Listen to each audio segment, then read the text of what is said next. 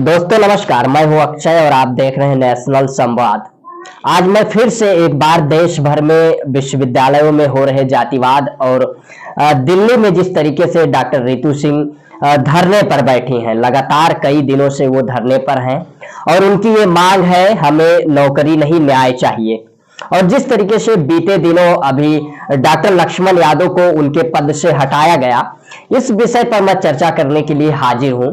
सोचिए, इस देश में जब संविधान नहीं लागू था, मनुस्मृति का राज था और देश में मनुस्मृति लागू थी, स्त्री शूद्रों शिक्षा नाध्यताम की व्यवस्था थी, स्त्री और शूद्रों को शिक्षा की व्यवस्था नहीं थी, उनको शिक्षा का अधिकार नहीं था। तमाम वो प्रगतिशील और मानवतावादी महापुरुषों, बहुजन महापुरुषों के संघर्षों के बाद इस देश में संविधान लागू हुआ और शिक्षा का अधिकार प्राप्त हुआ और शिक्षा का अधिकार, पढ़ने का अधिकार प्राप्त हुआ। लेकिन वर्तमान परिदृश्य में जिस तरीके से भारतीय जनता पार्टी और आरएसएस और संघ जिस तरीके से उच्च शैक्षणिक संस्थानों पर हमला बोल रहा है और संघीकरण कर रहा है, उसका जिस तरीके से जो बोल रहा है, लिख रहा है, पढ़ रहा है, लोकतंत्र को बचाने के लिए, संविधान को बचाने के लिए, और सरकार की आंख में आंख डालकर जो सवाल कर रहा है, उसके खिलाफ किस तरीके से कार्रवाई की जा रही है। सोच सकते हैं कि जब पढ़ने का अधिकार नहीं था, यदि अब संविधान के बदौलत पढ़ने का अधिकार प्राप्त हो गया है, तो इस देश में वो जातिवादी और मानसिक बीमार लोग पढ़ाने नहीं दे रहे हैं। दरअसल में पूरा मसला यह है कि दिल्ली विश्वविद्यालय के जाकिर हुसैन कॉलेज में लगभग 14 वर्षों से पढ़ा रहे थे डॉक्टर लक्ष्मण यादव, जो कि एडहॉक के प्रोफेसर थे। 1 सितंबर 2010 से लगभग उनकी नियुक्ति हुई और वो लगभग 14 वर्ष हो गए पढ़ाते हुए। और जब उस पद को परमानेंट करना हुआ और जब उनको असिस्टेंट प्रोफेसर पर नियुक्ति देनी हुई, तो उस पद से उनको हटा दिया गया, इंटरव्यू के दौरान हटा दिया गया। लेकिन उनकी एकेडमिक मेरिट देखी जाए तो सबसे हाईएस्ट है। उस पद पे जिस व्यक्ति को रखा गया, उस व्यक्ति में कौन सी योग्यता थी जो डॉक्टर लक्ष्मण यादव में नहीं थी। लेकिन इसके पीछे एक साजिश है। इसके पीछे साजिश ये है कि डॉक्टर लक्ष्मण यादव लगातार सरकार की आंख में आंख डालकर सवाल उठा रहे हैं, सवाल कर रहे हैं और देश भर में बहुजन समाज को जिस तरीके से एकजुट करने की कोशिश कर रहे हैं, उनके साथ जो पिछड़ों, दलितों, अल्पसंख्यकों और गरीबों, मजदूरों के साथ जिस तरीके से अन्याय हो रहा है, उसके खिलाफ आवाज उठा रहे हैं। वो मंडल कमीशन और बाबा साहब डॉक्टर भीमराव अंबेडकर के मूवमेंट को आगे बढ़ाने का प्रयास कर रहे हैं। इसीलिए इस सरकार को और उस मानसिकता, संघी मानसिकता और जातिवादी मानसिकता के लोगों को देखा नहीं गया और उनको जब परमानेंट करना हुआ तो उस पद से हटा दिया गया। तमाम लोग एक आलोचनात्मक दृष्टिकोण यदि डाले तो तमाम लोगों ने, मैं सोशल मीडिया पर देखा कि लोगों ने कहा कि डॉक्टर लक्ष्मण यादव के साथ और तमाम लोगों को हटाया गया या डॉक्टर लक्ष्मण यादव के जगह पर एक और ओबीसी की ही नियुक्ति हुई है, तो क्या ओबीसी के पद के विरोधी है डॉक्टर लक्ष्मण यादव, या और जो उनके साथ कई लोगों को हटाया गया, उनकी आवाज क्यों नहीं उठा रहे हैं। उनका बस इस विषय पर मैं इतना ही कहना चाहूंगा कि जो डॉक्टर लक्ष्मण यादव हटाए गए हैं, उस विषय पर उनके साथ ये बात सही है कि उनके साथ और प्रोफेसर्स को हटाया गया है, लेकिन वो प्रोफेसर चुप हैं,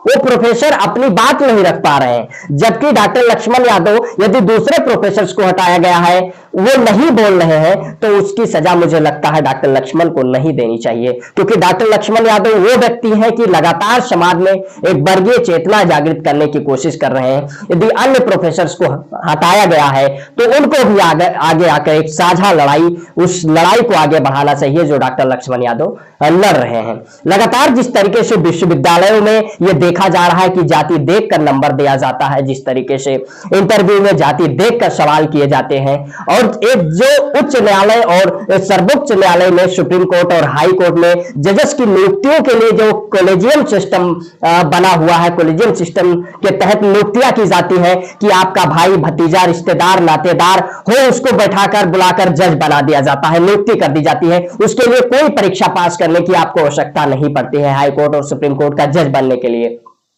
ठीक उसी प्रकार से देश के विश्वविद्यालयों में एक कॉलेजियम, विश्वविद्यालय कॉलेजियम व्यवस्था चल रही है। जो आप संघ से आप ताल्लुक, संघ की शाखा में जाते होंगे, यदि आपके रिश्तेदार नातेदार आप मजबूत वर्ग से, समृद्ध वर्ग से हैं, आप जाति विशेष समाज से आते हैं और आप कुलपतियों और प्रोफेसर्स के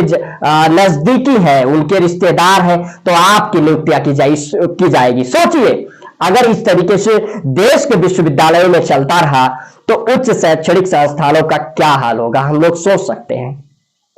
और इतना ही नहीं, जिस तरीके से पैसा लेकर और जाति देखकर और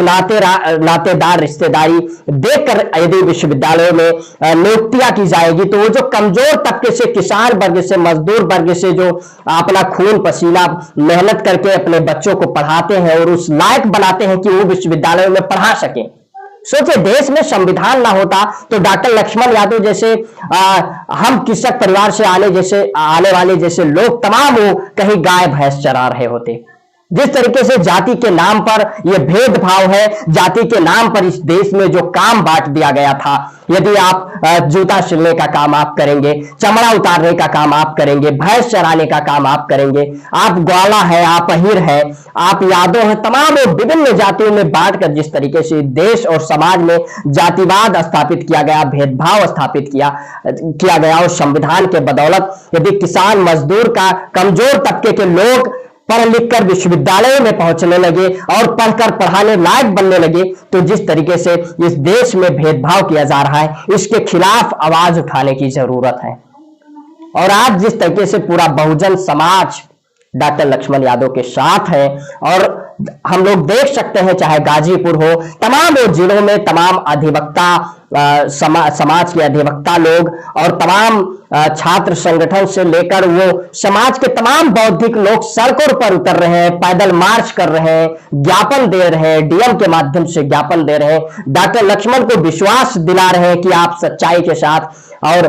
न्याय के साथ खड़े रहिए, हम सब आपके साथ हैं। विभिन्न जगहों से देखा गया कि डॉक्टर लक्ष्मण के लिए लोग सड़कों पर उतर रहे हैं, जिस तरीके से उनको समर्थन मिल रहा है, तमाम पॉलिटिकल पार्टियों का समर्थन मिल रहा है, तमाम वो बुद्धिजीवियों का समर्थन मिल रहा है कि आप सच के साथ हैं, न्याय के साथ हैं और लक्ष्मण यादव का समर्थन कर रहे हैं। देख सकते हैं इन तमाम तस्वीरों के माध्यम से कि जिस तरीके से लक्ष्मण यादव का समर्थन किया जा रहा है, पूरे देश भर में उनको समर्थन मिला। और आज इस चीज की जरूरत है, देश को बचाने के, लोकतंत्र को बचाने के लिए, विश्वविद्यालयों को बचाने के लिए, संविधान को बचाने के लिए, संविधान द्वारा प्राप्त अधिकारों को बचाने के लिए, वो कमजोर वर्ग के लोगों को उच्च शैक्षणिक संस्थानों में प्रतिनिधित्व देने के लिए, और जिस तरीके से देश के उच्च न्यायालय और सर्वोच्च न्यायालयों में नियुक्तियां पाने के लिए ये लड़ाई लड़नी होगी और इस मोमेंट को आगे बढ़ाने की जरूरत है। इस विषय पर आप सभी लोगों की क्या प्रतिक्रिया है, आप अपनी प्रतिक्रिया कमेंट बॉक्स के माध्यम से अवश्य दें। यदि वीडियो को यूट्यूब चैनल पर देख रहे हैं तो चैनल को सब्सक्राइब करें, वीडियो को फेसबुक पेज पर देख रहे हैं तो पेज को फॉलो करें।